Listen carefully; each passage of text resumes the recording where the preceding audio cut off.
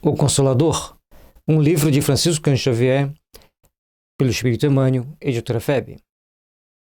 Terceira parte, religião. A religião em face da ciência e da filosofia. Religião. 260. Em face da ciência e da filosofia, como interpretar a religião nas atividades da vida? Religião é o sentido divino, cujas exteriorizações são sempre o amor, nas expressões mais sublimes, enquanto a ciência e a filosofia operam o trabalho da experimentação e do raciocínio. A religião edifica e ilumina os sentimentos. A ciência e a filosofia trazem para nós um conjunto de racionalidade de raciocínios e, muitas das vezes, mesmo sendo ciência, a filosofia vai ajudar a abstrair para poder chegar a determinadas conclusões. Na física é assim, principalmente na física quântica, tem que abstrair bastante para se chegar às conclusões mais objetivas, mais palpáveis. E a religião é aquela parte que vai iluminar as mentes, os corações, as consciências, para que essas pessoas, diante dos fatos, diante do que elas pretendem fazer, elas colocarem em prática se devem ou se não devem fazer. Como fazer, como realizar. Sem prejudicar a ninguém, fazendo um processo de benefício para todos. As primeiras, ciência e filosofia, se irmanam na sabedoria, e a segunda personifica o amor, a religião. As duas asas divinas com que a alma humana penetrará um dia os pórticos sagrados da espiritualidade. Então, ele colocou duas, a sabedoria e o amor, né? Então, veja bem, de três princípios, ciência, filosofia e religião, fundem-se em duas, sabedoria e amor, para que nós possamos atravessar os principais pórticos da espiritualidade e alcançarmos padrões mais elevados de consciência e também de evolução e de melhoria de nós mesmos. Olha que interessante. A partir do momento que a gente entende que a ciência e a filosofia vai nos abrindo portas para o raciocínio, para o mais dinamismo, e compreendendo que a religião vem trazer para nós a iluminação para discernirmos o bom do ruim, o certo do duvidoso, e assim o certo do errado. O duvidoso, nós temos que saber trabalhar com ele para chegarmos a denominações comuns, a respostas mais compatíveis com aquele momento, porque a ciência está sempre evoluindo, sempre dando um passo à frente. Portanto, as verdades de agora não serão tão verdades como daqui a alguns anos, ou talvez serão apenas uma base para as maiores verdades a serem descobertas, como na física tem sido. E aí, a ciência e a filosofia vai nos dar sabedoria, e a religião, dando-nos o amor, faz com que a gente saiba agir para não nos prejudicar, para não prejudicar os outros, e procurar então construir para uma conversão, uma convergência, né, dos fatos para o crescimento de todos dentro da coletividade. Terceira parte, a religião em face da ciência e da filosofia. Capítulo 1, o Velho Testamento. Revelação. 261. No princípio era o Verbo. Como deveremos entender esta afirmativa do texto sagrado? Era o Verbo? Como? De que forma? O apóstolo João ainda nos adverte que o Verbo era Deus e estava com Deus. Emmanuel, para desenvolver o raciocínio em cima da pergunta que foi feita, ele completa o versículo para que tivéssemos mais dinamismo de raciocínio, de entendimento sobre o princípio que está falando, porque é extremamente transcendente. Deus é amor e vida, e a mais perfeita expressão do Verbo para o orbe terrestre era e é Jesus, identificado com a sua misericórdia e sabedoria, desde a organização primordial do planeta. Assim, nós temos que começar a compreender que a base inicial de um entendimento do universo, vamos compreender a Terra. Quem gerencia nosso planeta é Jesus. Ele é o Verbo criador desse planeta que estamos. E aí, a partir do momento que identificamos assim, vamos entender a sua misericórdia, a sua sabedoria, para toda a organização básica do planeta, para que ele tivesse condições de sustentar a vida tal qual existe nos momentos que nós estamos vivendo. Porque a vida já teve outras características. As situações eram bem mais rudimentares, eram bem mais complexas, bem mais difíceis, e cada um teve que criar métodos, cada região, né, métodos, e se adaptar aos padrões de vida daquele local, daquela região. Visível ou oculto, o Verbo é o traço da luz divina em todas as coisas e em todos os seres, nas mais variadas condições do processo de aperfeiçoamento. O Verbo, que é a luz divina, está presente em todos nós, iluminando-nos, dando consciência de nós como seres individuais, como seres filhos de Deus que somos, nos dando os nortes que devemos seguir. Através de ações, raciocínios e compreensões da vida, nós vamos nos aperfeiçoando e, de acordo com o nosso padrão de entendimento, de evolução, vamos aprimorando-nos cada vez mais, entendendo cada vez mais fatias a mais do conhecimento e do universo. Lembrando sempre que a primeira questão, abordando a religião, a filosofia e a ciência, nos mostra que, a partir do momento que a gente vai raciocinando, vai filosofando, vai procurando descobrir os fatos, e cada fato descoberto tem uma filosofia em torno, vai nos dando sabedoria, e a religião vai vir para nos desenvolver o amor e nos conduzir aos páramos maiores. Portanto, essa centelha divina, que ele chama de verbo, como um traço de luz, vamos chamar de centelha divina, vai sempre se expandindo para que nós possamos nos iluminar e alcançarmos a iluminação que tal qual precisamos. 262. Por que razão a palavra das profecias parece dirigida invariavelmente ao povo de Israel? Em todos os textos das profecias, Israel deve ser considerada como símbolo de toda a humanidade terrestre, sob a égide sacrossanta do Cristo. E aí nós temos que expandir o raciocínio. Todos os povos eram politeístas, tinham hábitos e costumes, às vezes, muito difíceis de serem enquadrados para servir de base para o cristianismo. Então, Abraão reencarna com a missão de criar um estado onde se adoraria um Deus único. Porque entre todas as sociedades, todas as comunidades, existia o Deus único. E, então, Abraão, pelo que parece, nasce na Pérsia, vai para Ur, de Ur vai para Arã, de Arã ele vai para Canaã, e ali ele e aquele grupo de pessoas que vão com ele, afeitos à ideia do Deus único, afeitos aos desafios, porque viajar todas aquelas distâncias enormes que eles viajaram, de Arã para Canaã são mais de 600 quilômetros, e tinha leões, tinha todos os tipos de feras naquela região, e eles tinham poucas ferramentas para lutar com todas aquelas adversidades. Mas certamente, bem preparados e com a espiritualidade protegendo-os, eles conseguiram chegar a Canaã. Ao chegarem, começam a estabelecer as bases para criar um estado. E não era só Abraão, era um grupo familiar que estava ali. Só que é relatado a história da vida de Abraão, daqueles que estavam junto com ele, nem sempre são lembrados. São atores coadjuvantes, mas importantes dentro do processo. Então, cria-se em Israel uma base para se acreditar no Deus único. E aquele povo que ali estava, aqueles espíritos que foram selecionados para reencarnar ali, teriam, dali para frente, a responsabilidade de evangelizar, de dar noção para o mundo de um Deus único, justo, bom e soberano. A partir desse momento, todos vão entender que somos filhos de Deus, então não tem mais sentido ser israelita, ser hebreu, ser persa, ser mesopotâmico, ser árabe, ser nórdico. Todos somos filhos de Deus. Qual o sentido de separar as raças, as etnias?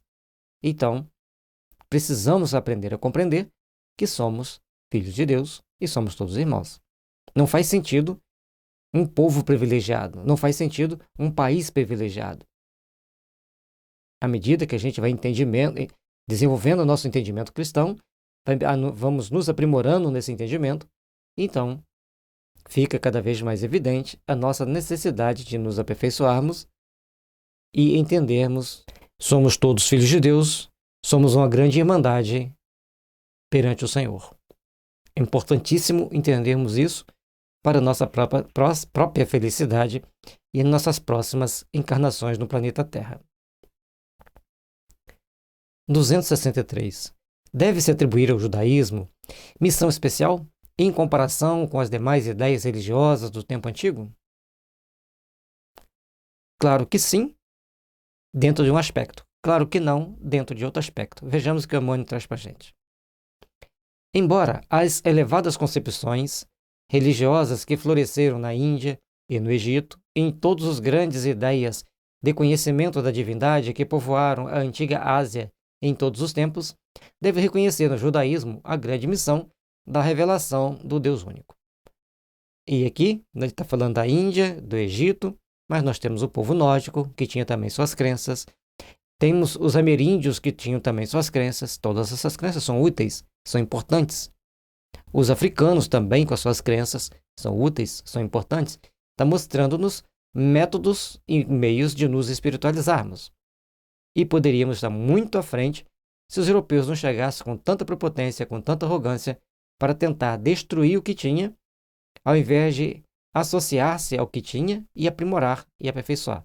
Logicamente que isso hoje é difícil. Imagina naquela época que dificuldade era para as pessoas poderem entender toda a dimensão do amor divino em nos amparar e nos dar condições de buscarmos entender Deus gradativamente segundo as nossas possibilidades.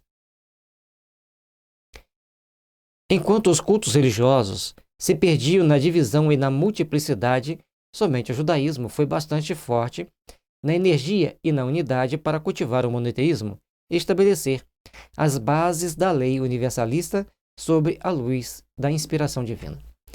E ali, veja bem, nós falamos que Abraão vem, inspirado pelos bons espíritos, pelos mensageiros do Cristo, estabelece assim em Canaã. A partir dali, todo um trabalho é feito para manter esse sentimento de unicidade divina, de crer num Deus único.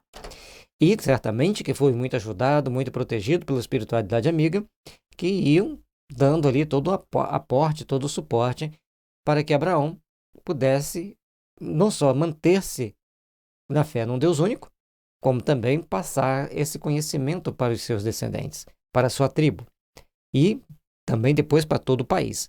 E é importante entendermos que para isso tinha que ter um aguçar de materialidade, um aguçar de cobiça.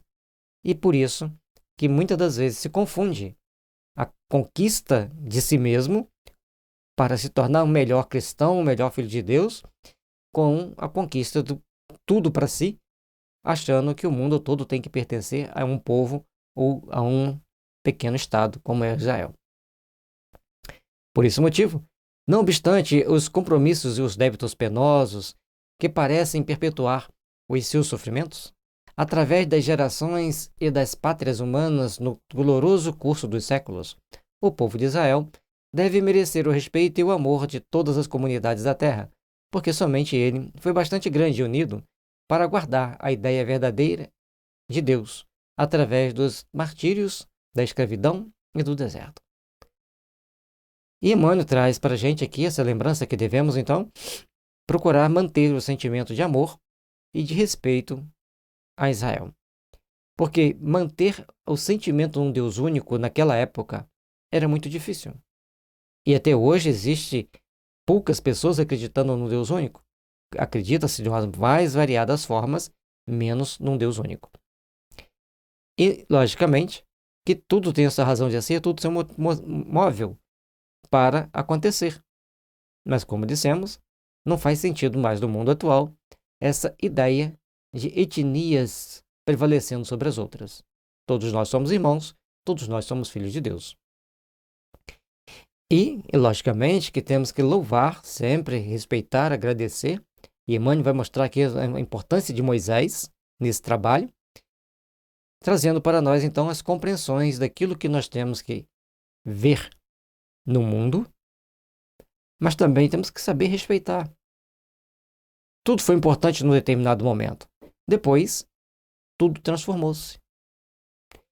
Quais são os espíritos verdadeiramente judeus encarnados entre os judeus hoje em dia? Pouquíssimos. A maioria são espíritos que estão lá passando por experiências para tomar consciência ou para aprender. Cultura diferente. Assim como em todos os povos está desse jeito. Tudo misturado. 264. Como deve ser considerada, no Espiritismo, a chamada Santíssima Trindade da teologia católica? Os textos primitivos da organização cristã não falam da concepção da Igreja Romana quanto à chamada Santíssima Trindade.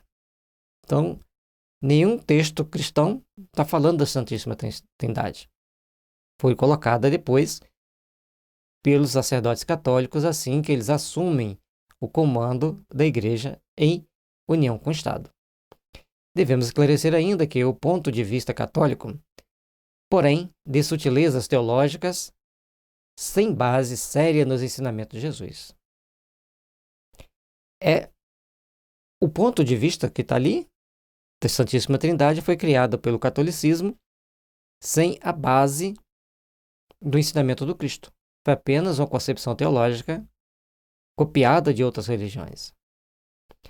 Por largos anos, antes da Boa Nova, o brahmanismo guardava a concepção de Deus dividido em 3 princípios essenciais, que os sacerdotes denominavam Brahma, Vishnu e Shiva. A partir do momento que os sacerdotes começam a assumir a posição de líderes da igreja junto ao Estado, eles começam então a criar mecanismos para se ajustar aos interesses deles e que deixou de ser cristão, ter base no cristianismo. Foram fazendo ajustes, como até hoje algumas pessoas tentam fazer.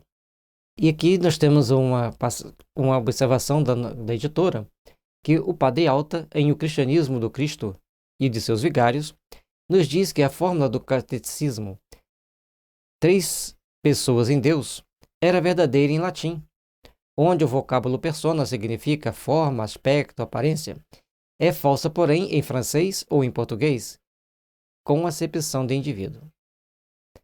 Então, ali a gente grifou, a gente sublinhou, para ficar marcado os aspectos. Contudo, a teologia que se organizavam sobre os antigos princípios do politeísmo romano necessitava apresentar um complexo de enunciados religiosos, de modo a confundir os espíritos mais simples, mesmo porque sabemos que a Igreja foi, a princípio, depositária das tradições cristãs.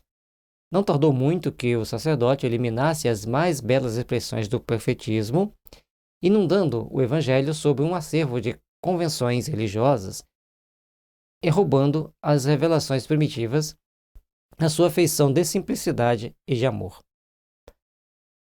A base de todas as informações, de todo o conhecimento cristão, lá dos primórdios do cristianismo, estavam com as igrejas espalhadas. E Roma, quando assume a posição de vanguarda, de orientação, ela se une ao Estado para se tornar mais forte. Até então era um pouco necessário, e guarda todos esses documentos, guarda todo esse acervo de documentos. Mas sempre que alguém quer centralizar demais as coisas, e principalmente quando não tem uma boa índole, inicialmente aqueles que lideravam não tinham, começaram a coibir e tirar aquilo que poderia comprometê-los, e criando complicações para que as pessoas mais simples não entendessem, fossem subordinadas a eles, buscando sempre a informação com aqueles líderes, e, por sua vez, as bases primitivas, mais simples, de mais amor, foram sendo retiradas, para grande prejuízo de toda a humanidade. Não adianta acusarmos A, B ou C, é toda a humanidade. Para esse desiderato, as forças que vinham disputar o domínio do Estado, em face da invasão dos povos considerados bárbaros, se apressaram no poder em transformar os ensinos de Jesus em instrumento da política administrativa, adulterando os princípios evangélicos nos seus textos primitivos e assimilando velhas doutrinas como as da Índia legendária. A partir do momento que, principalmente, os bárbaros vêm assumir o poder, eles vêm fazendo modificações para adequar a sua condição de legislador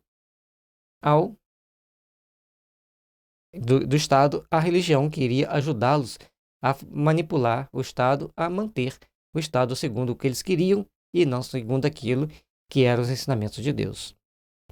Temos que ter cuidado para essas pessoas não reencarnarem e querer fazer a mesma coisa. E organizando novidades teológicas com as quais o catolicismo se reduziu a uma força respeitável, mas puramente humana, distante do reino de Jesus, que, na afirmação do Mestre, simples e profunda, não tem ainda fundamentos divinos na face da terra. Toda aquela base que foi criada, respeitável, guardiando dos princípios básicos do Evangelho, dos originais e tantas outras conquistas que existiu entre os cristãos primitivos, vários documentos, mas foi perdendo a essência com o passar do tempo. 225. Como interpretar a antiga sentença Deus fez o mundo do nada? O primeiro instante da matéria está, para os espíritos da minha esfera, tão obscura quanto o primeiro momento da energia espiritual nos círculos da vida universal. Portanto, descobrir a origem da matéria para o nosso estado evolutivo atual, se o Emmanuel não consegue e os espíritos que convivem com ele também não dão essa definição, muito menos será possível nós seres humanos. Compreendemos, contudo, que, sendo Deus o verbo da criação, o nada nunca existiu para o vosso conceito de observação, porquanto o verbo, para nós outros, é a luz de toda a eternidade. Não tem como fazermos conjecturas, fazermos comparações, porque há um limite para o raciocínio humano. Há um limite para a compreensão dos fatos que existem na natureza, que existem no universo, perante os olhos humanos. E por isso, Emmanuel deixa que nós compreendamos que o Verbo é a luz de toda a eternidade, surgindo, só Deus o sabe como, para gerar tudo que aqui existe. Questão 266. Os dias da criação, nas antigas referências do Velho Testamento, corresponde a períodos inteiros da evolução geológica? Os dias da atividade do Criador, tal como nos refere os textos sagrados, correspondem aos largos períodos da evolução geológica, dentro dos milênios indispensáveis ao trabalho da gênese planetária, salientando-se que, com esses, a Bíblia encerra outros grandes símbolos inerentes aos tempos imemoriais das origens dos planetas. Então, existem vários símbolos dentro da Bíblia, principalmente na Gênese, que nós não conseguimos entender atualmente, não conseguimos dimensionar, mas temos apenas que respeitar, raciocinar sobre eles, até que um dia venhamos conseguir descobrir mais detalhes sobre a criação da vida. Lembrando que na Bíblia se lê na posição normal que o judeu lê da esquerda para a direita para a esquerda, mas tem muitos códigos de trás para frente, em X, em cruz, ou seja, tem muitas informações que nós não vamos conseguir entender perfeitamente no estado atual que estamos. 267. Qual a posição do Velho Testamento no quadro de valores da educação religiosa do homem? No quadro de valores da educação religiosa na civilização cristã, o Velho Testamento, apesar das suas expressões altamente simbólicas, poucas vezes acessíveis ao raciocínio comum, deve ser considerado como pedra angular ou como fonte máter da revelação divina. Então, o Velho Testamento é importante que estudemos, é importante que leamos, vamos entender pouca coisa, mas é uma pedra angular, é a pedra básica da base para entendermos todo o cristianismo. Por isso, precisamos desse entendimento, precisamos dessa compreensão para alcançarmos maiores patamares de entendimento da nossa evolução. Lei 268. Os 10 mandamentos recebidos por Moisés no Sinai, base de toda a justiça até hoje no mundo, foram alterados pelas seitas religiosas? As seitas religiosas de todos os tempos, pela influenciação dos seus sacerdotes, procuram modificar os textos sagrados, todavia, apesar das alterações transitórias, os 10 mandamentos, transmitidos à terra por intermédio de Moisés, voltam sempre a ressurgir na sua pureza primitiva, como base de todo o direito no mundo, sustentáculo de todos os códigos da justiça terrestre. Então, nós precisamos entender que cada etapa evolutiva, cada etapa do crescimento espiritual, traz para nós um marco, um entendimento. E as leis de Moisés são tão importantes que elas são a base de todas as leis existentes na Terra até hoje. Então, aí dá para a gente dimensionar a importância de Moisés dentro do aspecto cultural, religioso e filosófico, político também, e jurídico da Terra. Então, o cara foi muito poderoso no seu momento. 269. Como entender a palavra do Velho Testamento quando se diz que Deus falou a Moisés no Sinai? Estás atualmente em condições de compreender que Moisés trazia consigo as mais elevadas faculdades mediúnicas, apesar de suas características de legislador humano. Então, nós temos que entender que Moisés tinha uma mediunidade muito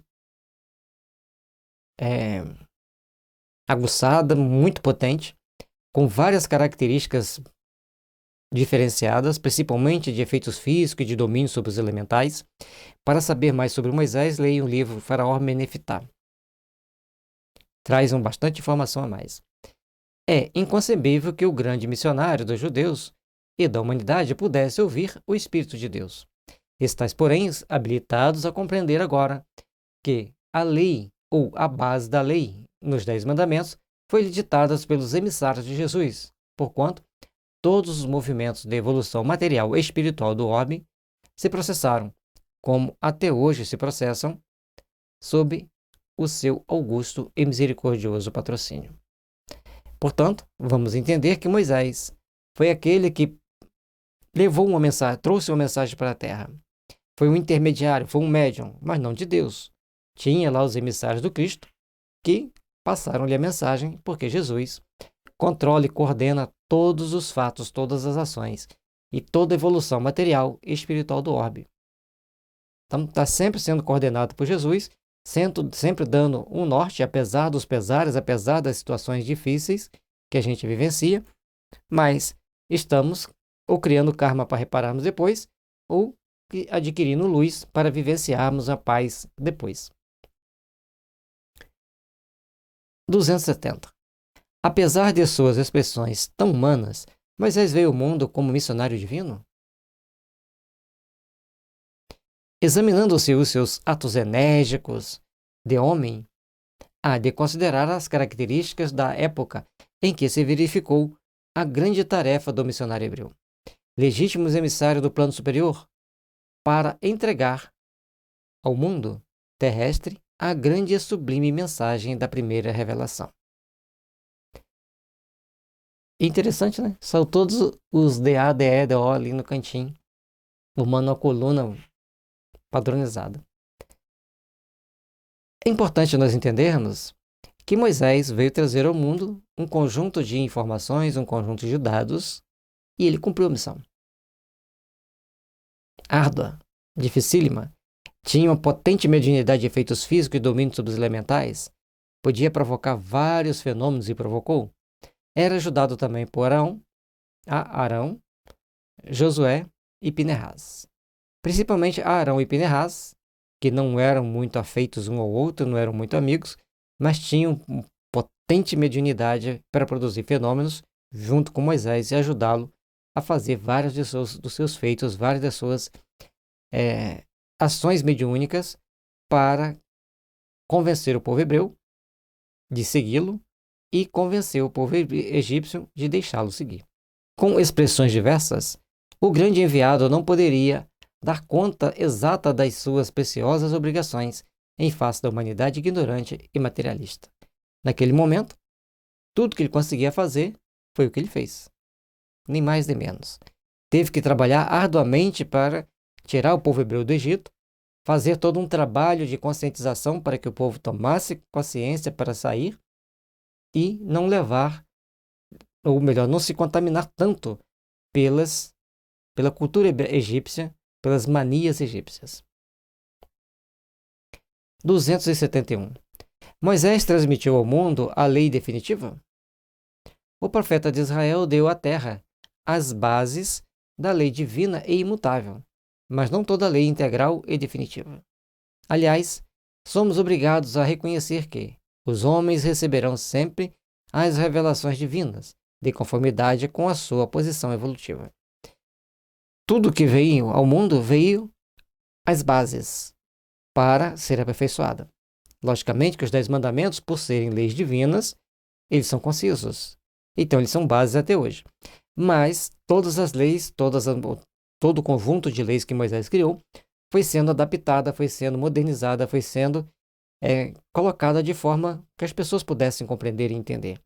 Aliás, somos obrigados a reconhecer que os homens receberão sempre revelações divinas de conformidade com a sua posição evolutiva. A posição evolutiva que nós estamos é aquilo que nós damos conta de entender o Evangelho, damos conta de entender a doutrina espírita e vamos caminhando. Logicamente que tem muita gente que poderia estar fazendo o dobro, porque compreende, entende, mas deixa para fazer depois e às vezes não vai fazer. Até agora, a humanidade da era cristã recebeu a grande revelação em 3 aspectos essenciais. Moisés trouxe a missão da justiça. Jesus, em o Evangelho, a revelação insuperável do amor. E o Espiritismo, em sua feição de cristianismo redivivo, traz, por sua vez, a sublime tarefa da verdade. Os sublinhados é porque eu grifei. E para ficar mais didático, eu acrescentei Jesus em o Evangelho. Porque estava só o Evangelho. Nada que altere o texto, nada que altere o sentido, apenas para melhorar a didática na hora da gente passar aqui. Quando você estiver lendo, você vai ver que esse Jesus não vai estar no livro. Portanto, está com uma letra diferente.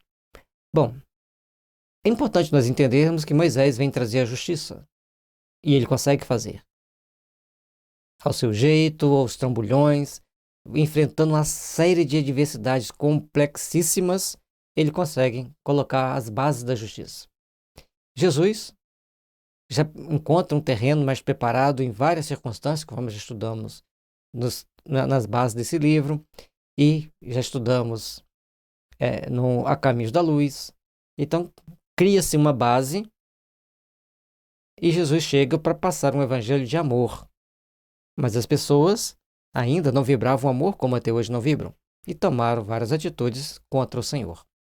O Espiritismo vem no momento em que existem leis, existem regras, e, mesmo assim, teve várias dificuldades, vários tumultos.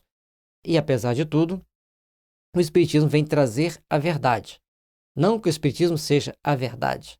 Ele vem trazer a verdade porque já temos o entendimento de Moisés, temos o entendimento de Jesus, agora vamos compreender a essência dos ensinamentos do Cristo e do Moisés.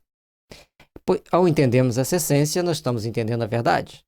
Por isso que nos é mostrada a doutrina espírita como a sublime mensageira da verdade. Porque os espíritos vão nos dando toque daqui e dali para conhecermos a verdade, mas é preciso saber discernir, conforme está em João, capítulo 2 da segunda carta, quando ele fala: meus filhinhos, não acrediteis em todos os espíritos, mas verificai se os espíritos são de Deus.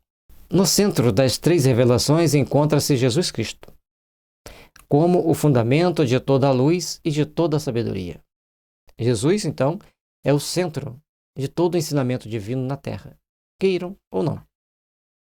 É que, com amor, a lei manifestou-se na Terra no seu esplendor máximo. A justiça e a verdade nada mais são que os instrumentos divinos de sua exteriorização, com aquele Cordeiro de Deus, alma da redenção de toda a humanidade. E aqui, então, Jesus vem, por um ato de grande amor, manifestar-se na Terra. e com o esplendor máximo dessa luz, desse amor, provocando fenômenos transcendentes das mais altos efeitos, feitos extremamente transcendentes que as pessoas não conseguiam compreender, como, por exemplo, transformar água em vinho. A justiça, portanto, lhe aplanaram os caminhos, e a verdade, conseguintemente, esclarece os seus divinos ensinamentos. A justiça, com Moisés, deu uma planada no caminho para que aquele povo pudesse então recebê-lo. E depois, a doutrina espírita vem esclarecendo os caminhos, os ensinamentos por onde nós devemos passar, ou devemos evitar. Eis porque, com o Espiritismo simbolizando a terceira revelação da lei, o homem terreno se prepara, aguardando as sublimadas realizações do seu futuro espiritual nos milênios por vindouros. Grifei também ali, sublinhando, para que nós possamos entender que o homem está na Terra procurando aprender o Evangelho, procurando praticar o Evangelho. Então a gente tem que ler o Evangelho para conhecê-lo e vivenciar o Evangelho para praticá-lo. A partir disso, nós estaremos trilhando caminhos de espiritualização cada vez maior, cada vez mais resplandecente. 272. Qual a significação da lei de Talião, olho por olho, dente por dente, em face da necessidade da redenção de todos os espíritos pelas reencarnações sucessivas? Como vamos procurar entender o dente por dente, olho por olho, ao longo das encarnações? A lei de Talião prevalece para todos os espíritos que não edificaram ainda o santuário do amor nos corações, e que representam a quase totalidade dos seres humanos. Como ainda não estamos bem sedimentados com amor no coração, nós temos uma série de atitudes, uma série de ações que não são muito condizentes com o Evangelho. Por isso, a lei de Talião, dente por dente, olho por olho, nós vamos procurar entender um pouco mais essa lei.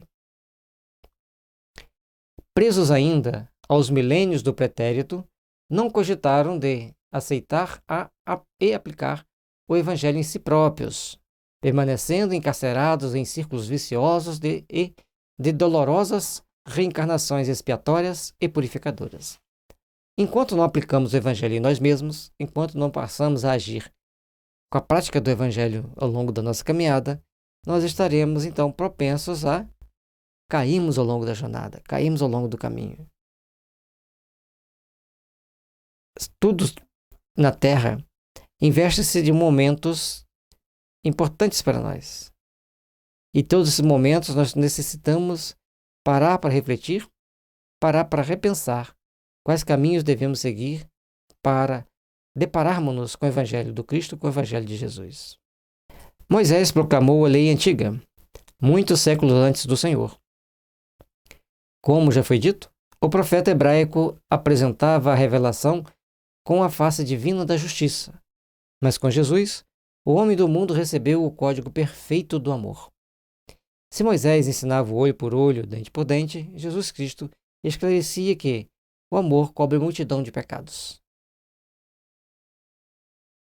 A partir do momento que a gente entende que o amor cobre multidão de pecado, então nós poderemos agir com mais segurança, com mais determinação e, principalmente, vigiando nossos atos, as nossas atitudes. Daí a verdade de que as criaturas humanas se redimirão pelo amor e se elevarão a Deus por ele, anulando, com o bem, todas as forças que lhes possam encarcerar o coração nos sofrimentos do mundo. Somente o sentimento de amor pode nos elevar, pode nos fazer crescer. Por isso, o amor cobre multidão de pecados. Jesus deixou claro que à medida que a gente vai desenvolvendo o sentimento de amor, a gente vai fazendo o bem pelo próximo, vai ajudando uns aos outros, e com isso a gente vai respeitando mais as regras da vida e do jogo, tornando-nos melhores, tornando-nos aqueles que edificam as forças do bem, edificam as forças da luz. 273.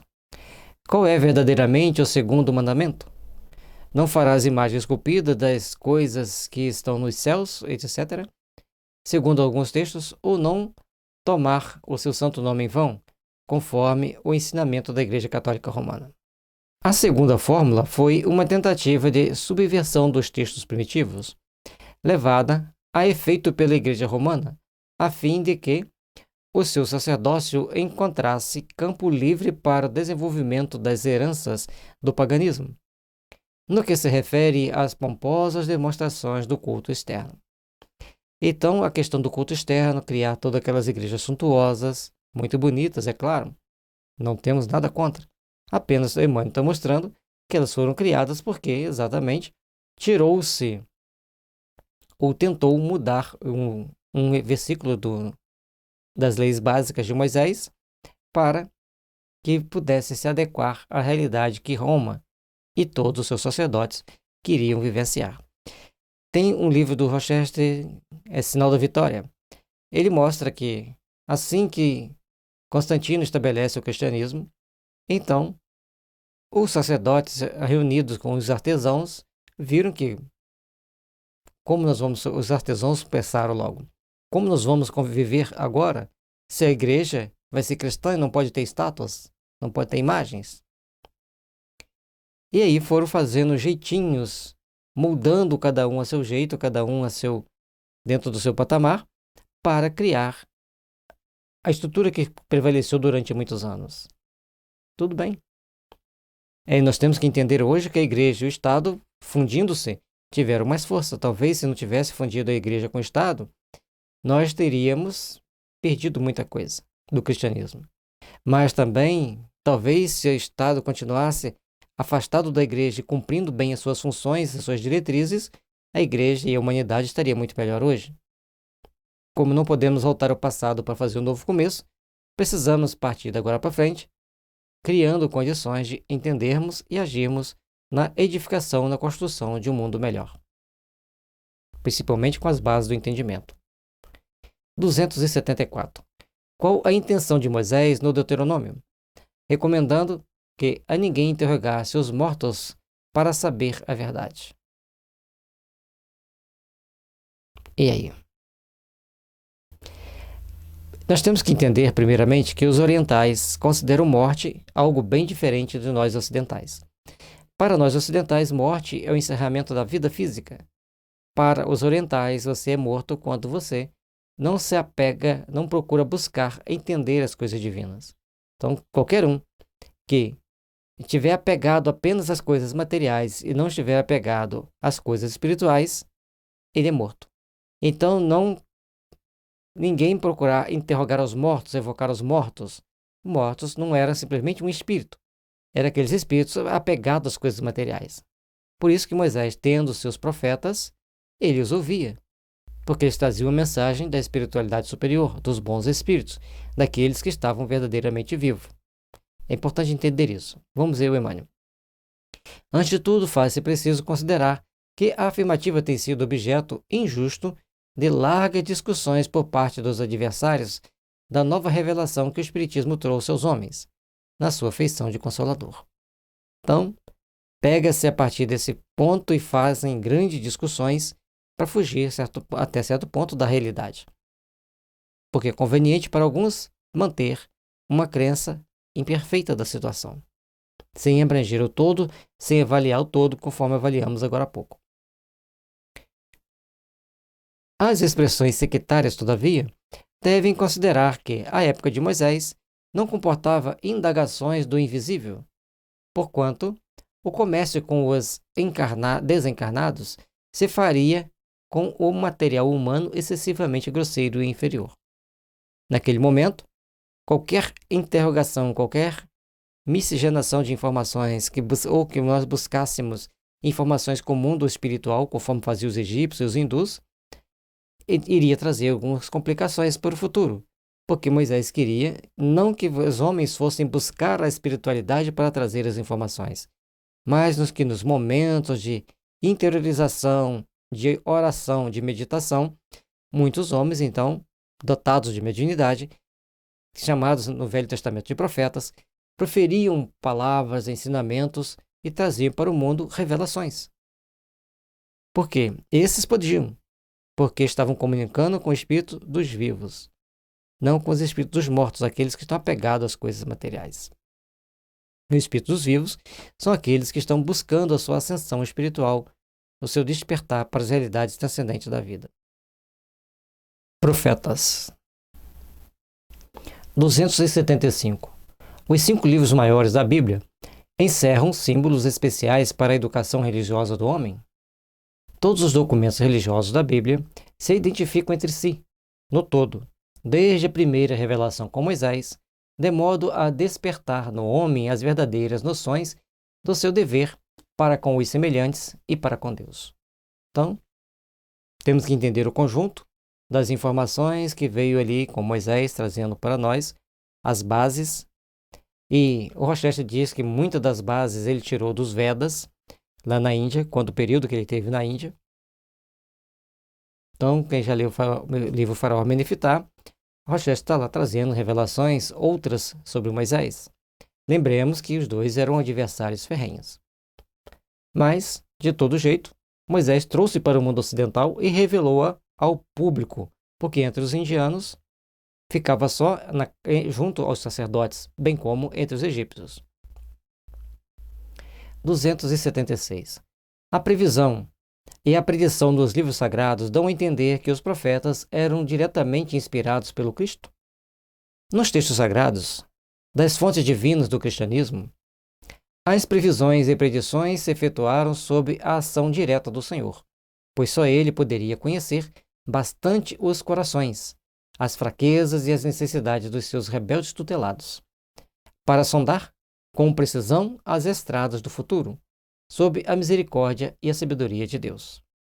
Jesus, então, sob a misericórdia e a sabedoria de Deus, ele tinha condições de prever todos os caminhos que a humanidade fosse percorrer.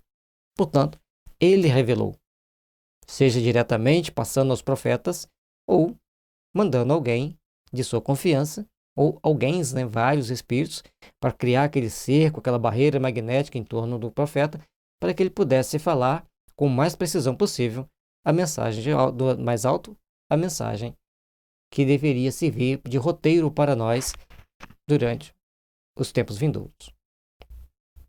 277. Os espíritos elevados, como os profetas antigos, devem ser considerados como anjos ou como espíritos eleitos? Como missionários do Senhor, junto à esfera de atividade propriamente material, os profetas antigos eram também dos chamados à iluminação sementeira. Então ele estava se iluminando e semeando informações, semeando revelações. Sem eles, como ficaríamos sabendo de todos os fatos que vieram a acontecer? Como teríamos noções do futuro?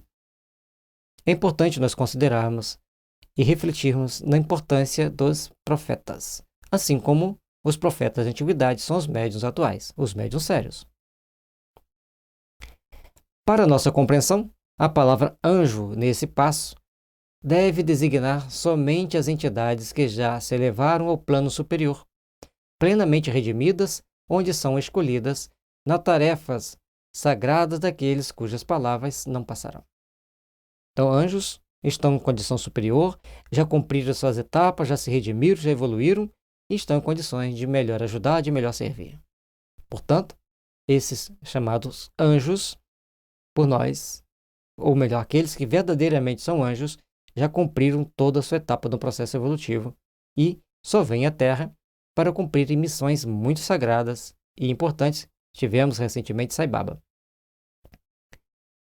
O eleito, porém, é aquele que se elevou para Deus em linha reta, sem as quedas que nos são comuns, sendo justo afirmar que o orbe terrestre só viu um eleito, que é Jesus Cristo.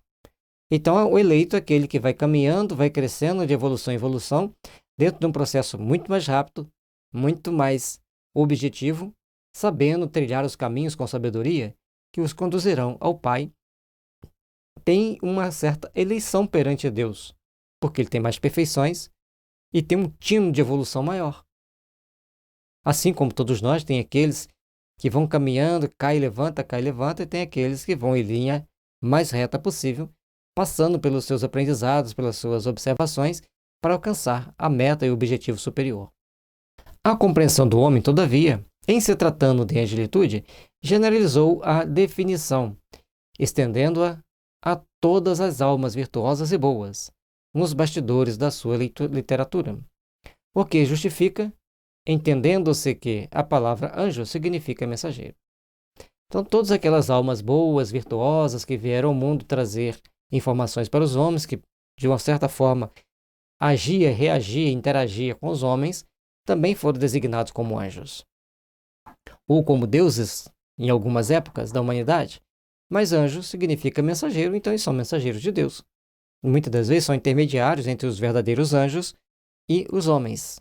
Devido à nossa inferioridade espiritual, eles agem como um shunt, aquele circuito de desvio de energia, para que nós possamos, ou podermos, receber as mensagens dos espíritos superiores, verdadeiramente superiores, ou purificados. Porque falar em espírito superior tem várias gradações. 278.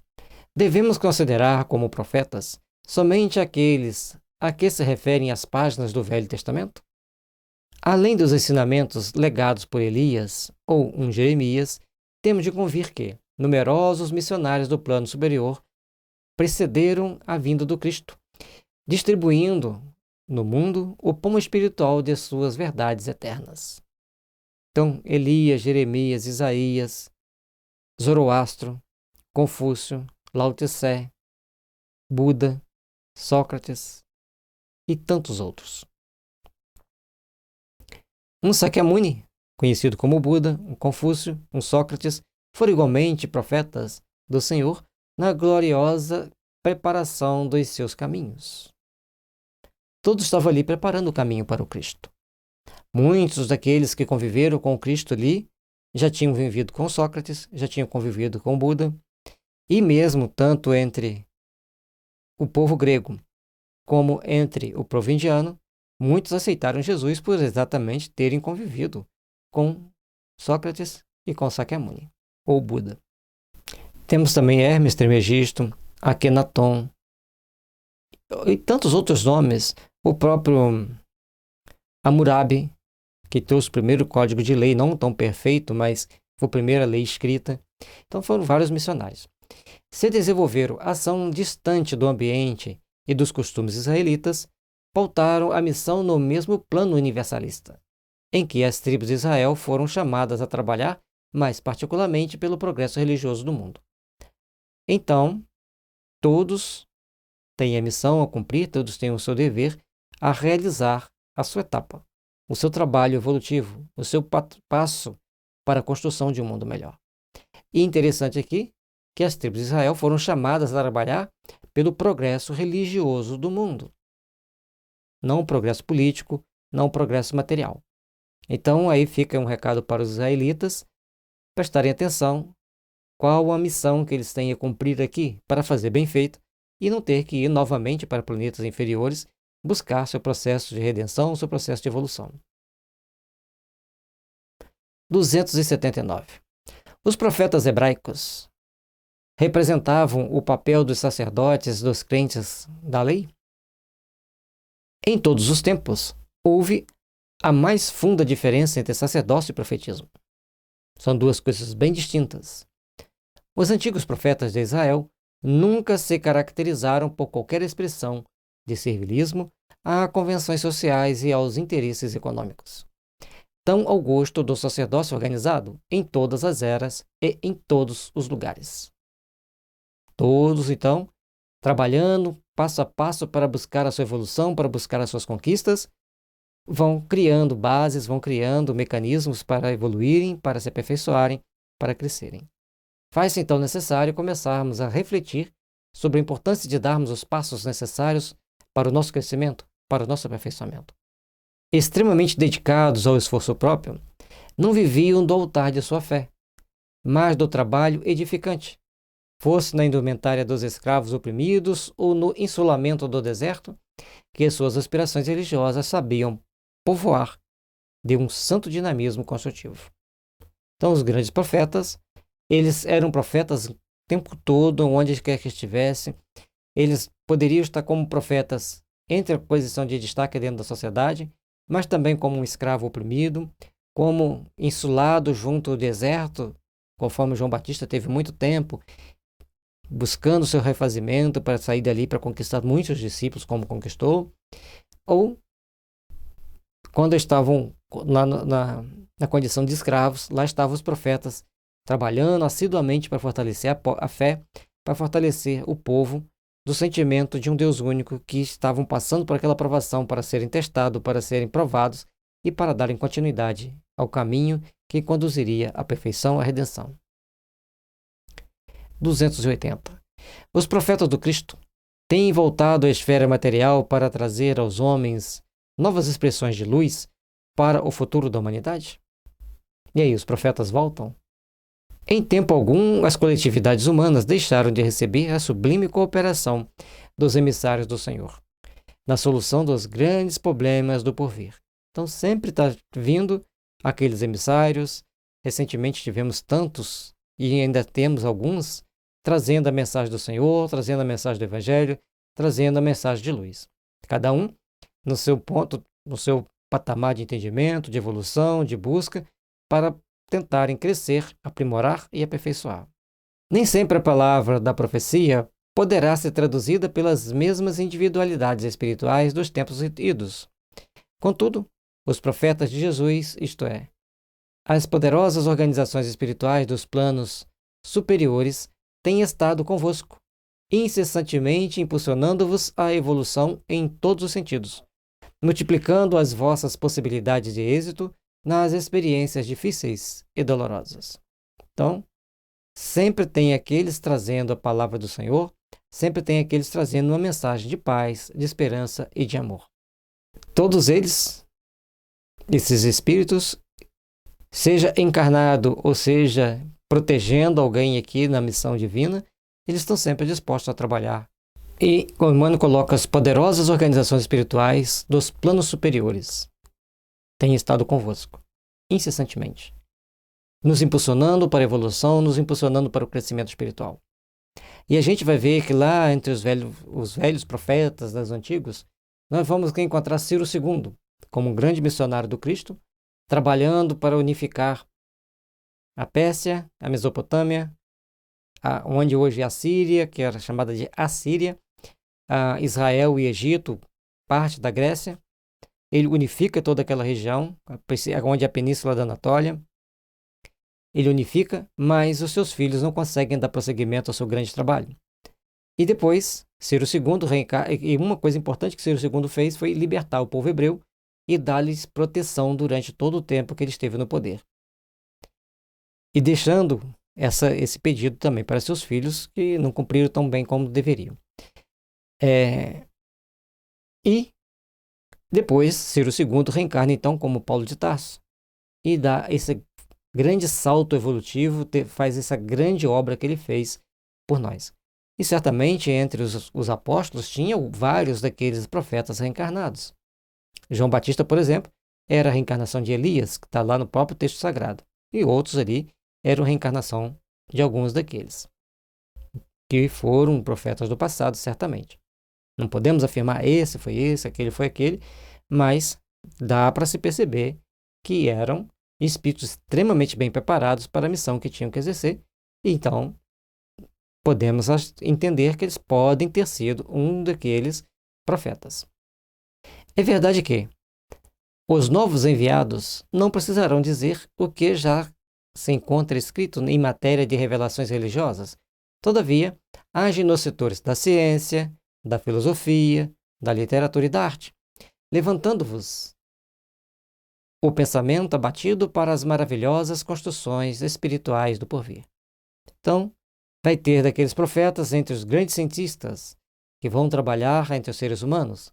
Hahnemann talvez tenha sido um. Foi o maior médico de todos os tempos, aquele que trouxe a ciência, que vai levar a humanidade a se redimir de várias formas para o seu processo evolutivo, livrando-se definitivamente de todas as doenças, quando for bem compreendida a homeopatia.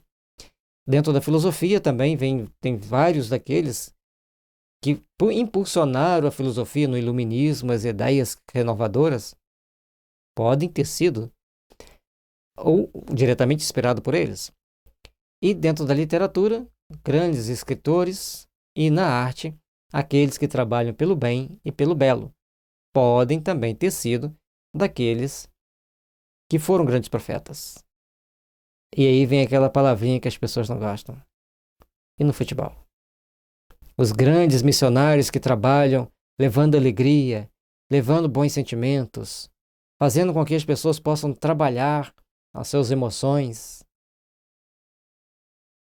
certamente podem também ter sido grandes missionários no passado que vêm trazer uma missão de alegria para o povo.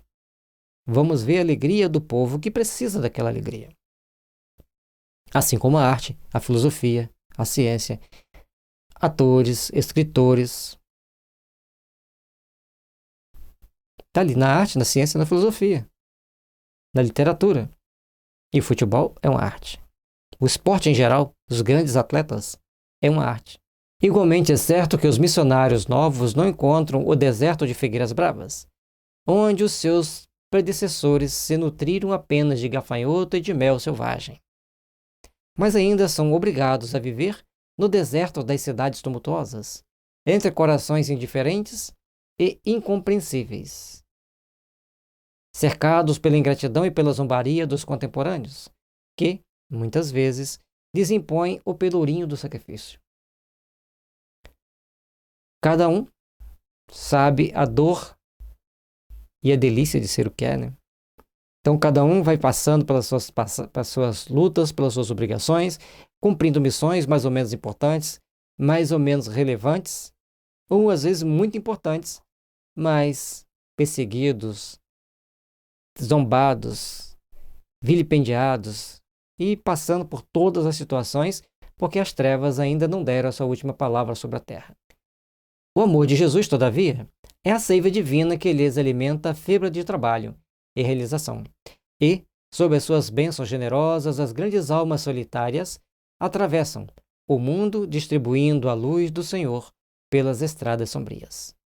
E assim, cada um vai passando, vai construindo, vai contribuindo com a sua parcela de contribuição para tirarmos das estradas sombrias aquelas almas que necessitam da luz do Senhor e para levar a luz do Senhor a todas as estradas sombrias para iluminar os caminhos.